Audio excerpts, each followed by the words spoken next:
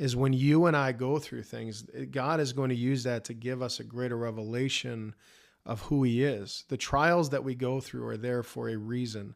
God's not the author of sickness, disease, the satanic attacks that we face, but God in his sovereignty works through those things so that we go through them, and it prepares our hearts to gain a greater revelation of who God is. But in verse 11, it says, "Go out and stand before me on the mountain," the Lord told him. And as Elijah stood there and the Lord passed by, and a mighty windstorm hit the mountain, it was such a terrible blast that the rocks were torn loose, but the Lord was not in the wind. After the wind there was an earthquake, but the Lord was not in the earthquake. And after the earthquake there was a fire, but the Lord was not in the fire. And after the fire there was the sound of a gentle whisper.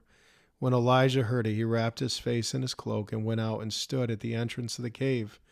And a voice said, "What are you doing here, Elijah?" He replied again, "I have zealously served the Lord God Almighty